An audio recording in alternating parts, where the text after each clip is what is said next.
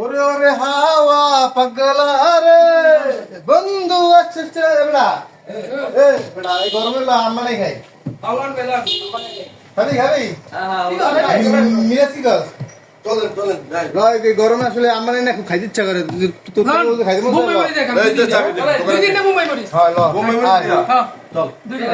চলো আমরা বন্ধুরা আপনারা সবাই আমাদের সাথে থাকেন দেখতে থাকেন আমরা আজকে আম বানানো আমাদের গাছ থেকে আমরা আম পারতেছি সজীব রিফাত এবং আমি সজীব হলো যে ওই লাঠি দিয়া মানে দোকানের ধাপ দিয়ে ওই যে পিঠে পিঠে পারতেছে রিফাত ক্যাচ ধরতেছে আমি দেখাই দিতেছি বড়টা পারো ভাইয়া যেহেতু রাস্তার পাশে এই আম এইগুলো হলো যে থাকবে না ঘুরে ঘুরে খাইয়া ফেলাইবে আমাদের যেহেতু এই গরম পড়তেছে আর প্রচুর আম খাইতে মন চাইতেছে এই কারণে আমরা আম পারতেছি আম খাইতেছি যাইতেছে হাসান কাকায় করতে জানি খালি এই গরমে আমাদের গ্রামের একটা পরিস্থিতি আপনাদের গ্রামে কী অবস্থা অবশ্যই কমেন্ট করে জানাবেন ম্যাক্সিমাম মানুষই আমরা খালি গায়ে থাকার চেষ্টা করি মানে যে এই এখন ক্যামেরা সামনে দিয়ে করা গেঞ্জি গেঞ্জি গায়ে দিছে ওরা সুযোগ পেলেই দেখবেন হঠাৎ করে খালি গায়ে হয়ে গেছে এই পরিস্থিতি আমরা 10টা আম পাইরে নিয়েছি এই যে এখন হলো আম বানানোর জন্য লাগবে আমাদের লেবু এই কারণে আমি আমাদের বাড়ি থেকে লেবু গাছ থেকে সরাসরি লেবু পাতা ছিঁড়তেছি এবং লাগবে কাঁচামরিচ এবং এই কাঁচামরিচ গাছগুলো আমি লাগাইছিলাম তো এইখান থেকে আমি কাঁচামরিচ ছিঁড়তেছি তো সব ভাই ব্রাদার মিলে আমরা যাইতেছি আমরা যেখানে গিয়ে অ্যাকচুয়ালি আমরা এই আম বানানোগুলো খাবো তো আমাদের দোকানের সামনেই যেখানে বসে আমরা আড্ডা মানে আম বানানো খাওয়ার নেট করছি এইটার অপোজিট সাইডেই আমাদের এই সুন্দর একটা পরিবেশ মেহগুনি বাগান তো এইখানে হলো যে মানে ফাঁকা জায়গা তো বাতাসও আছে এবং ঠান্ডাও পরিবেশ তো আমরা এখানে সবাই মিলে পাটি পুটি লাইসা বয়ে পড়তেছি আম বানানো খাওয়ার জন্য সবাই মিলে তো সবাই তো অ্যাকচুয়ালি আমরা কাজ করবো না আম তো আর বেশি না মাত্র 10টা আম তো এই কারণে হলো যে সজীব একলা বয়ে পড়ছে তো আবার মনে মনে ভাবলাম যে একলা সজীব যদি বয়ে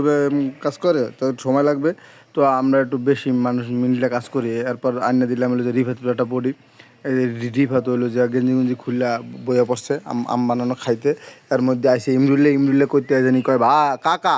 আপনারা হবাই আম বানানে খাইতেছেন মোরা এতক্ষণ আম বানিয়ে খাইছি ইমরুল্লার কইলাম তোমরা যে কী আম বানিয়ে খাইছো আমার বোঝা হয়ে গেছে তোমরা যে আম বানিয়ে খাইছো আর কোনো ডকুমেন্ট নেই আমরা যে আম বানিয়ে খাইছি দেখছো একদম ফ্রেশ তরতাজা আম বানাইতেছি কাটতাছি সেলতাছি আর খামু তোমরা সবাই দেখবা এটা প্রমাণ আছে এই কথা কইতে না কইতে ইমরুল্লে গেছে যে টুকটুক করে আড্ডা খালি গিয়ে আর দোকানে আমরা তো আমাদের কাজ চালাই যাইতেছি হরদমে সজীব আর রিফাত হলো যে ফুলদমে কাজ করতেছে মিরাজ শুয়ে পড়ছে শুয়ে মোবাইল চাপতেছে এবং হলো যে ওরা দুই ভাই খুব চমৎকারভাবে সুন্দরভাবে পরিষ্কার হাতে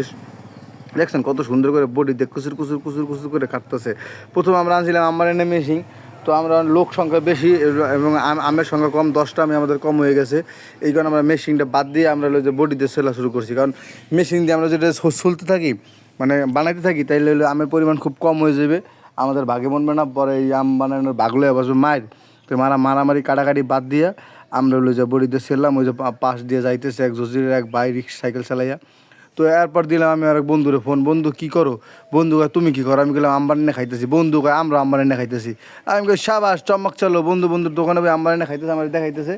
আমরা বাগানে আম্বানি খাইতেছি বন্ধু দেখতেছে একই সাথে টাইম মিলে গেছে সেই তো বন্ধুও খুশি আমিও খুশি বিদায় খুশি বন্ধুরে দাওয়াত দিয়ে দিয়েছি বন্ধু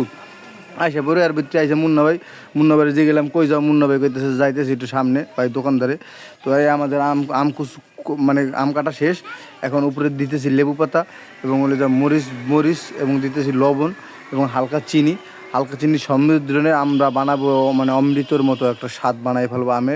এই যে বাইশ সলের মতো দিতেছে সেইভাবে আসতেছে সে ব্যাপক বিনোদন পাইতেছে এই হাসি আমরা কোথায় পাবো লাখ টাকা দিয়ে আমরা এরকম হাসি পাবো না যে হাসি মিরাজ মাত্র দিল তো সজীব কিন্তু দেখতেছে আমরা শুরু থেকেই কাজ করতেছে সজীব এবং সজীব খুব সুন্দরভাবে আমাদের আম বানাইয়া খাওয়াইতেছে খুব সুন্দরভাবে আমগুলো হলো যে হাত দিয়ে ভালো করে মাখতেছে ভালো করে মাইখা ওরা এই যে দেখছেন এই যে কত চমৎকার এবং আমটা কালারটা দেখেন সেই কিন্তু সজীব বলে যে মরিচ মাখতেছে না কয় ভাই আমি সবাই মাখি দিলাম মরিচটা আপনারা মাখবেন কিন্তু কেটা মাখবেন মরিচ সব কিছুই করছে সজীব এই মরিচ মাখমুখে আমরা এটা কি হয় কোনো দিন আপনারাই বলেন এটা কিন্তু অবশ্যই কমেন্ট করে আপনারা জানাবেন সব কিছু হলো যে আমরা বানাইছি মানে ও করছে কারণ খালি মরিচটা আমরা যদি দিই এটা কেমন দেন স্বাদটাকে অস্থির টেস্ট মানে সেই স্বাদ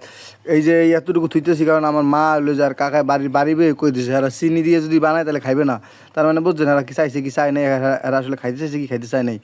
এই জিনিসটা হলো গিয়া তারা মানে টিটকিরি দিয়ে মারছে যে চিনি দিয়ে যদি বানাও বাবা তাহলে কিন্তু আমরা খাবো না তো এই আমরা এই যে এখানে আছে 5 জন আর আমি মিললে 6 জন এই 6 জনে মিললেই আমরা খাইতেছি আম বানানো এই হলো যে এরকম আপনারা এরকম পরিবেশে আম বানানো মানে কারা কারা খাইছেন ছোটবেলা থেকে খাই কেমন লাগে এবং এই প্রচুর গরমে কার কার আম বানানো খেতে ইচ্ছে করে আপনারা সবাই আম বানানো খেতে পারেন। কেমন লাগছে? ভালো লাগবে। এবং তুমি তো বানাইছেন, তুমি কও 107 ভাই, 107। তো সবাই ভালো থাকবেন, এরকম প্রতিদিন আম বানানো খাইবেন। আর আপনাদের